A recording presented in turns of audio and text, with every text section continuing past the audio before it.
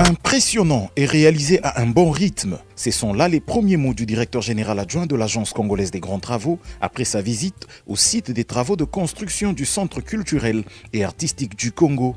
Bâti sur une surface de 37 000 m², le Centre culturel et artistique du Congo est une méga infrastructure moderne qui sort des terres sur l'espace situé en face du Palais du Peuple à Kinshasa dans la commune de Kasavubu. Il sera le plus grand centre culturel de toute l'Afrique centrale. Tous les grosses œuvres sont complètement réalisées, ce qui porte le taux d'exécution de ce projet à 80%. Le complexe culturel et artistique comprend un grand amphithéâtre de production avec une capacité totale de 3000 places assises reparties en 2 salles distinctes. Des bâtiments connexes, le bâtiment administratif ainsi que les auditoires de l'Institut national des arts, INA en sigle, et les lieux d'hébergement des professeurs. Pour un coût avoisinant les 80 millions de dollars américains, financés par le gouvernement de la République populaire de Chine, les travaux lancés par le président de la République, Félix-Antoine Tshisekedi Tshilombo en 2019, se poursuivent normalement selon le calendrier publié par l'entreprise. L'inauguration est prévue pour le 27 décembre 2023 et après un mois d'observation,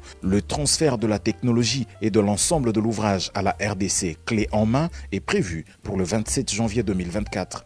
Le plus haut lieu d'expression de la culture du pays, voilà ce que la Chine a décidé d'offrir à la RDC pour souligner le parfait état des relations entre les deux pays, a fait savoir au directeur général adjoint de la CGT, M. Chris Ndeng, directeur général de Beijing Urban Construction Group pour l'Afrique du Nord et l'Afrique de l'Ouest. C'était lors d'une présentation du projet qui a vécu dans la salle de réunion de l'entreprise. Aux côtés du directeur général de la CGT, Jean-Claude Midombouete, se trouvaient quelques collaborateurs, dont ceux s'occupant des projets financés et réalisés dans le cadre du programme sino-congolais. A noter que Beijing Urban Construction Group, qui a fait ses preuves de par le monde et qui se sont beaucoup plus intéressés par davantage de projets en RDC, pourrait bien être un atout pour la suite du programme sino-congolais dans sa prochaine configuration.